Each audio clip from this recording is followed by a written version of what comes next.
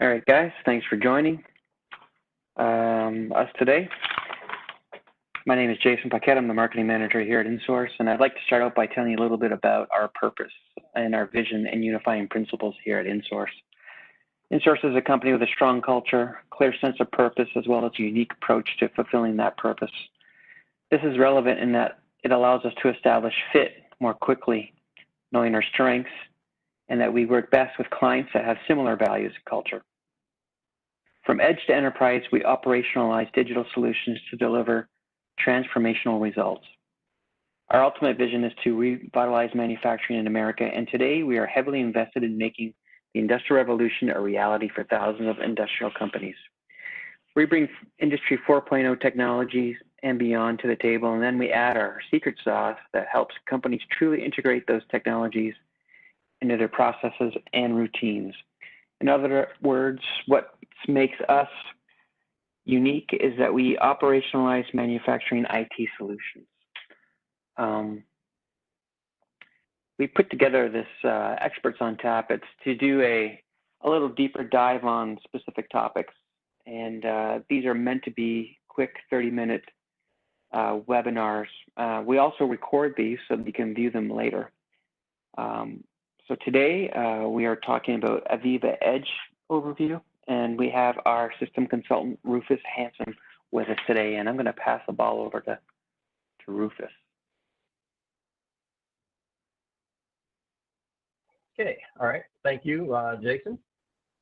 There you go. Okay, all right. Okay, let me go ahead and switch over to presentation here.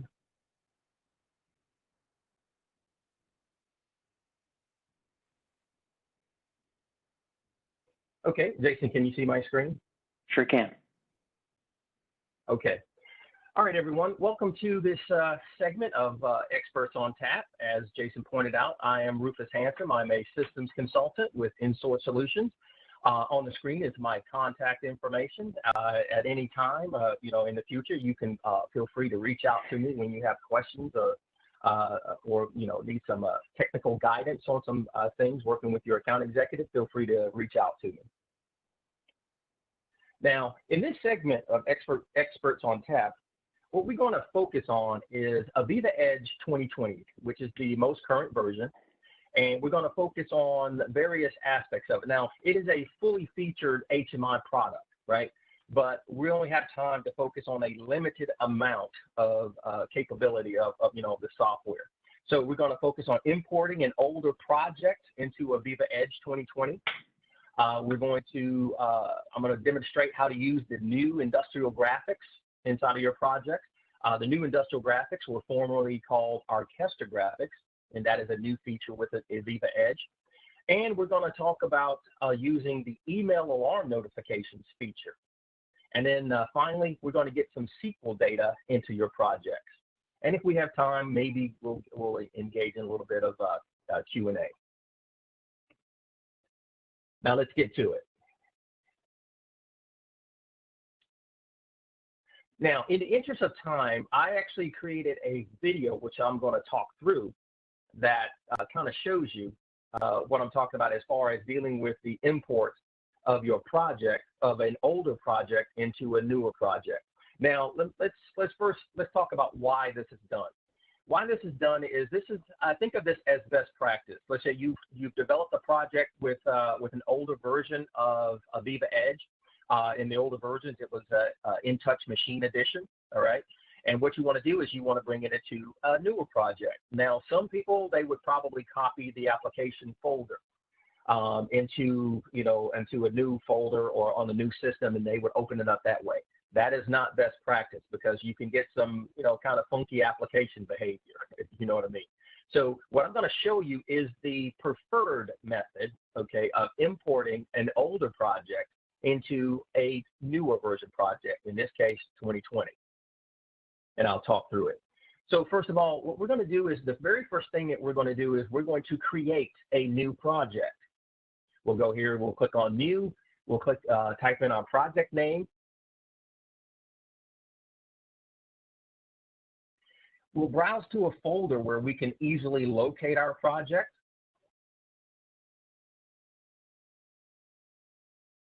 In this case, I just put it in an AVEVA Edge 2020 type project, and we'll select the project type. In this case, I'll select it unlimited. So this will create us a blank project. Now we'll go through the process of either enabling security or disabling security. For this demonstration, I just simply disable security. But in real life, yeah, we definitely want you to enable security. Now you'll notice that here there are no screens. It is a blank project. So the next thing that we want to do is we want to use the import wizard to import in an AVEVA Edge database. We want to import the entire project. We'll navigate to our legacy project that we brought over from an old system, select the actual project name, and we remember we want to import the entire project. Now we'll take a look at the tags to ensure that these are all of the tags that we want to import into the project, and just simply select finish. The process is actually it runs quite quickly. Once the wizard is complete, successful, we'll verify that we've got all our screens. Okay. Now, in this case right here, there was no screen group that was imported, so I'm going to create a screen group. Basically, these are my startup screens.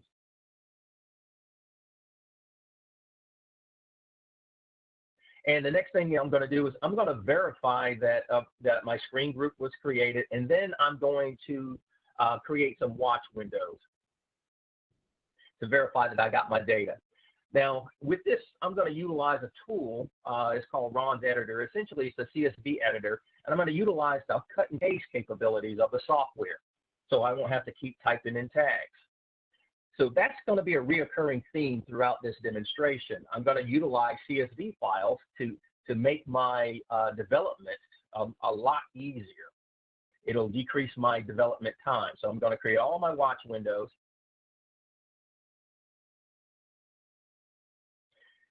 And I'm going to place them inside of the watch window over there. And this is for diagnostics, just to make sure everything came over okay. So I'll go ahead and I'll start the application. Now notice I have a blank screen. Well, it has a blank screen because I have not, even though I set up my default group, but I didn't say startup. Now, looking down at the bottom, you'll see the watch windows. I am actually getting data, so I'm going to stop it, and now I'm going to set my start windows to start up automatically. I verify that I've got data coming in through the watch window, so now I'm verifying I'm getting data in my HMI screens as I would expect. And there you have it. That is how you bring in an older application into 2020.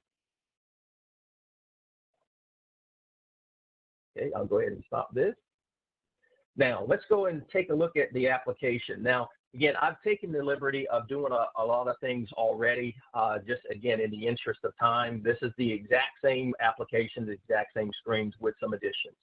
Now, again, at the bottom here, notice that I have verified that I have my data, it's coming in, and everything is fine. I can also come over here to this output window and look at settings, and I can also do diagnostics as far as making sure that all my field read and writes to my control system, my PLCs, to make sure all of that information is coming in, and also database messages that we're going to deal with later on. Just go to unpause, and once I run the application again, I can verify everything is good to go. Think of this as a value add to the demonstration to kind of help folks understand the capabilities of the software when it comes to things like diagnostics. Now, the next thing that we're going to talk about is using the new feature, okay, with AVEVA Edge, and that is called industrial graphics. This is something totally new that's only with AVEVA Edge 2020. Now, I'm going to exit out of this.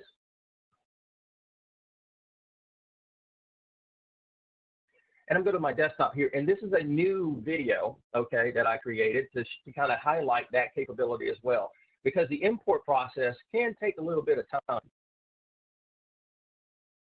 So what we do is we go here and we say we're going to insert a new industrial graphic. You'll set it up. Set your little locations, in relation to your other graphics, and automatically it's going to open up the industrial graphic editor. And you'll notice that I have no symbols that I can utilize at this particular point in time. That's because we have not imported the graphic or the symbols yet. So what we have to do is we have to go up and click on the import library icon, and we will import the two graphic libraries that we can utilize: the industrial graphics, which are the traditional 3D graphics, and the situational awareness graphics. Now, this is a short video. I've cut it quite a bit just to kind of illustrate this is how it's done, and this is how, these are the indications of when it is successful. So right now I'm importing the industrial 3D graphics.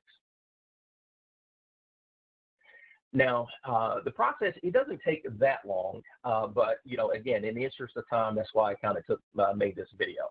So that's the first one. Be done in a second there. I'll close that. And then I will import the situational awareness graphics library.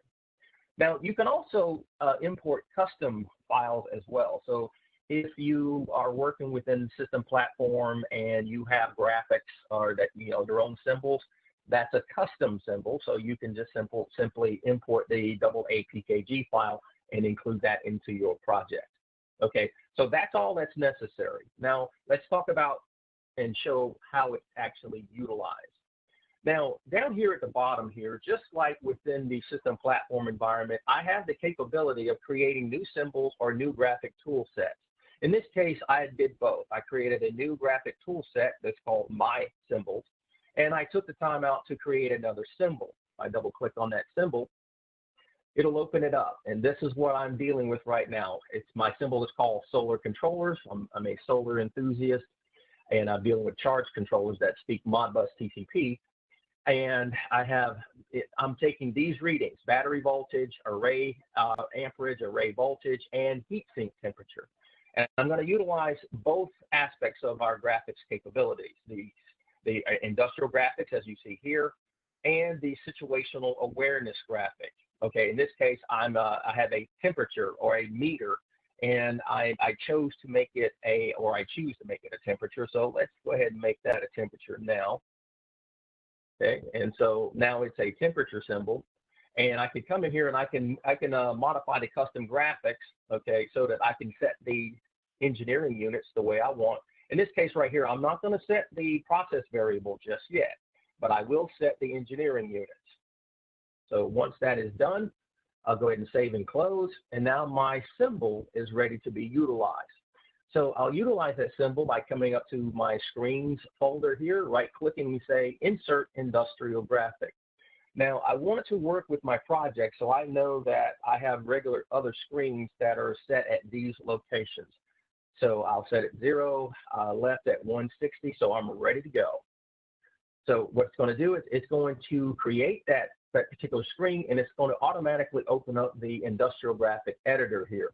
So in this case, I'm going to embed a graphic. In this case, I will embed the symbol that I created earlier, in this case, solar controllers, and I'll place it on the screen. Now, because at this point, this is going to be utilized in my HMI, so now I want to tie it into some type of I/O. So now earlier, you noticed I did modify the custom properties in my symbol in terms of the engineering unit. So now all I need to do is tie in the process variable or the actual I/O. So in this case here, another good best practice for you is to, within your symbol that you create, go ahead and name them what you expect them to be. So it kind of decreases confusion when you actually get to creating the items on your screen for your HMI. So let's go ahead and put some type to some I/O. Now, this is different from the editor, the browser that you would utilize, or what we call the object browser in the system platform, because here you have to actually start typing the values in, and through IntelliSense, it will say, okay, I think you want this. And so in this case right here, I'm going to be utilizing my TriStar 01. So I'm going to select it by double clicking on it. And one of the additional thing you have to do is you have to type in the HMI keyword in the front. This will tell the software to specifically point to this particular IO. This is necessary, an absolute must. So I'll go down here to array voltage, and I will simply do the same thing. Type it in, and I see array voltage, double click to select it, and then put the HMI reference word in the front. And let's see, battery voltage, same thing.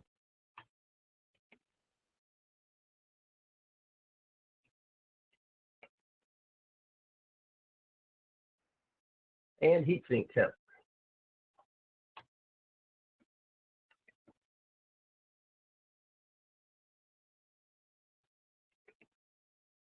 Now, once that's complete, I verify everything is good to go, and I'll select OK, and save and close. Now, as you can see, I now have the objects on the screen, and the next thing I want to do is I want to name this something besides screen 01. So, but you'll notice that when I try to rename it, I'll get this as it, please close all documents before the operation. So you'll just simply have to close it, then right click on it, and then rename. But when it says all documents, it means all documents. So anything that's open, you have to close. All right, so there we go. So now I've named my screen TriStar 01. Now, full disclosure, this is new. This capability is new with AVEVA Edge. And being that it is new, there's bound to be some glitches here and there. Okay, so full disclosure, it's new, it's going to get better. Okay, but sometimes there may be a couple of glitches here and there. So, and I'll show you what I mean. So I'm going to click on run. Well, before I do that, let's open up my menu and I took the liberty of creating a button. So I'm going to tie this to my graphic. So this one right here is TriStar 01. You can make sure that it is correct by selecting it in the folder. And you can rename the buttons, again, just by simply going to the back button here, just put the appropriate value in there. Now, once that's done, we'll go ahead and run the project. And we'll go ahead and select our graphic. So once you select the graphic, now right now it's actually going through the process of, going out there, getting the information. Now, you'll notice that as soon as it comes up, it's not populating. That's one of the glitches that I have found. So to solve that issue, I'll just exit out. Sometimes you have to, because I saved the graphic, it may need to be, I may need to do some relinking. So I'll just double click on it, select it, kind of move it around just so you make some changes or something, just so that the system will note that some change did take place.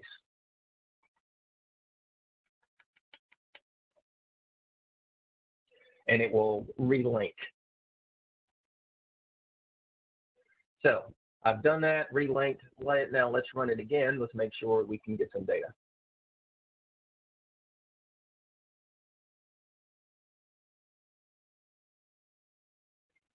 So it'll take a little bit of time, come up. And now we have data. So there's some linking issues that AVEVA development will have to deal with. But if you find that this is a problem when you're working with it, please let us know and we can reach out to AVEVA development so that we can kind of put a rush job on getting a hot fix or a patch or something like that. Okay, now let's move on. So that right there is how you can utilize the new Orchestra graphics within the AVEVA Edge platform. Now let's move on to the alarming capability. Now I did take the time to set up some alarms. Okay, here we have some alarms that I've set up, and one of the features is the ability to email alarms to other to users and so forth, right? So in order to do this, the first thing that we need to do is set up the email capability. All right, so the first thing that we're going to do is let's go ahead and set up my little edge here. Okay, where is my email coming from? So edge HMI at local.net, something simple. And I'm going to use smtp.gmail.com. I'm going to use Gmail to do that. Everybody has Gmail. 465 is the email information as far as the server and the actual user.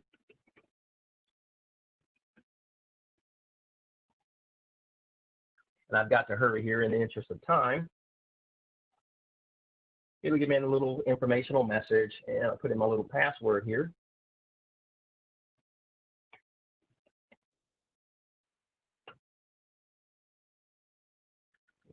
Sure. And let's test it to make sure we're good to go.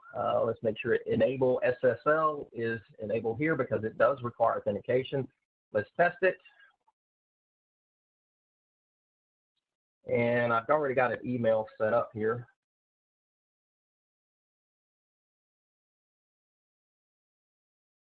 Okay, now let's make sure I got my email right. Again, I've got to hurry in the interest of time.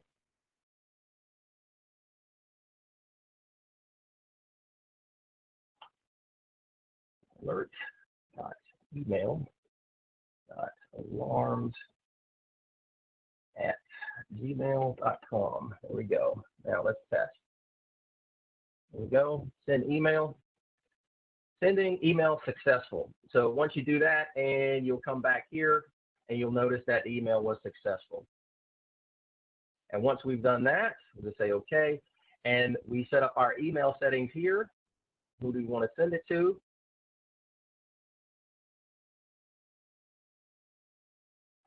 Again, alert.email@alarms@gmail.com. Done. And we save it. And all you have to do now is just simply go in and set up your tags and your alarms, your alarm limits, and any type of messages that you may have. And that's it. And then you run it, and you're good to go. Now, let's move on to the next subject, and that is dealing with external databases. I'm going to call mine MySQL.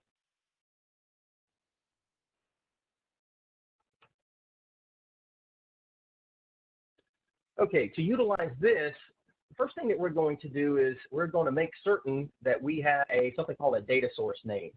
The data source name is set up through the ODBC 32 admin. And this is a MySQL, since I'm connecting to a MySQL database. This is just another third-party database server that's out there. So the first thing we need to do is make sure that we do have a data source name, and we can connect to an external database through the appropriate connector.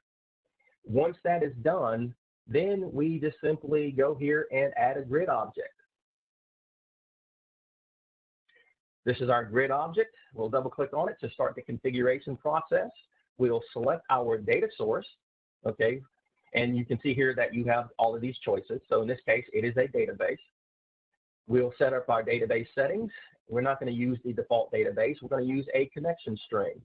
In this case, we've already set up our data source name, and it was called MySQL. So we'll select that. The initial catalog or the initial database to use is this. In this case, it's called SCADADB. I'm going to test the connection. Everything is good to go. And now let's select our columns. Now, one thing that I've done is, again, in the interest of time, I love cut and paste. Cut and paste is my friend.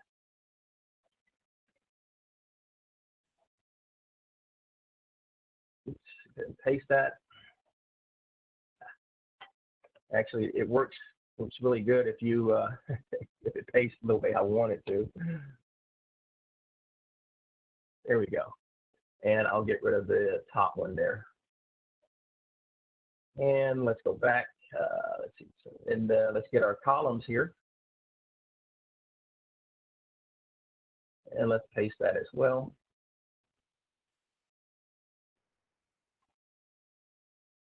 Let's start over here.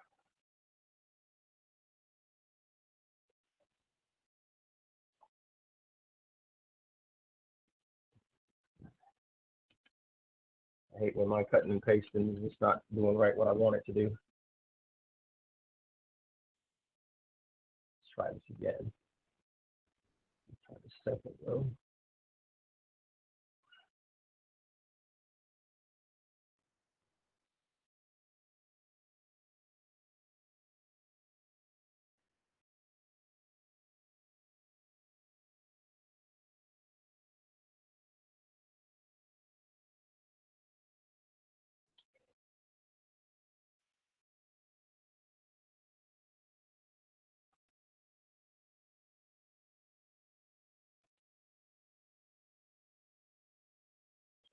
Okay, just bear with me a second.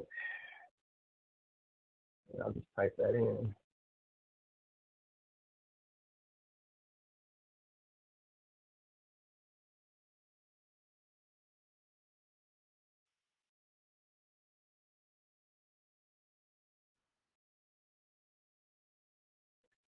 Believe it or not, this is probably the hardest part about it, you know, getting your fingers to cooperate.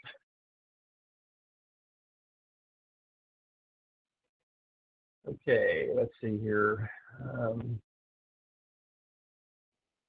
Actually, I got the wrong stuff.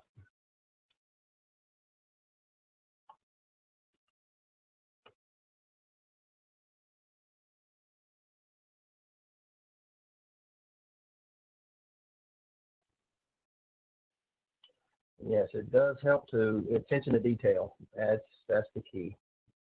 There we go. Now, and we say OK. Now, once that's done, we save it. Okay, MySQL. All right, and so now that let's go open up the menu to make sure we got a button for us. Let's paste. Okay, and let's open that up and let's make sure we're opening the correct screen.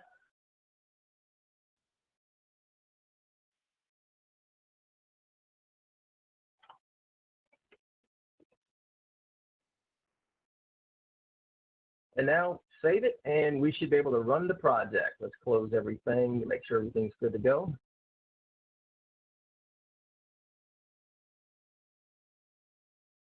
And let's open it up. So it'll go out there and it'll query the database. Oh, there, I forgot something. Let's exit out. One key thing that I need to do.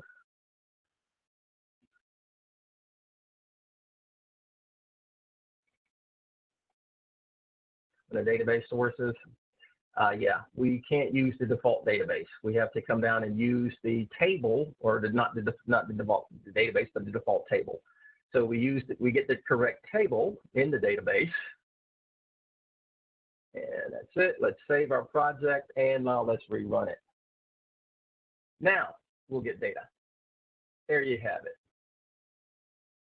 So it'll go out, it'll get that data, and it'll populate your screen. So that's it. Really easy to set up and really easy to do. And one other thing I just want to show before we end, this is what you can expect when you set up the alarms. As you see, this is a new alarm, and this was pressure. Now you can set it up in such a way that you can also set it up where you can get your own alarm messages. Okay. All right. Thanks for your time, and I'll turn it over to Jason. Thanks, Rufus. We've got some questions. If anybody else has any other questions, there's a spot there on the bottom right-hand side that you can enter some questions. But the first one, what are the best drivers in Edge to publish to AVEVA Online Insight? What's the best drivers to publish to? Actually, to publish inside of AVEVA Online Insight, actually, you would come over here, and for trends, let's say you would set up your tags, right, that you want to send up into the cloud. And for your historian, the first thing, let's make sure that I'm understanding your question. The first thing we need to do is actually set up the AVEVA Insight Publisher. And this says, these are the tags that I would like to publish into the cloud, okay? And from there, once we do that, we have to set up the AVEVA Insight connection. All right, let's say we create one. Let's see, let's add a name, and let's say, call it demo. And then you would go through the process of setting up your connection to the cloud. Now, in terms of drivers, now, again, maybe I'm not understanding your question, but in terms of drivers, these are the different drivers that I can utilize. I pull information from some type of control system. I pull it inside of my application, my project, And from my project, I set up through my historian configuration within my trend settings, and I say I want to publish this to the AVEVA Insight Cloud, and then I select, I go through my connection, and then, it's done. Did that answer your question, or did I miss something? Let's see if he replies back with a yes or a no. Yes, you did a good job, Rufus. That was a good answer. Any other questions? Anybody have any other questions for Rufus? Let's see. No further questions. So that is it then. I appreciate you guys showing up today. Look for another interesting topic to come out in the next couple days. And that's it for today. Thanks.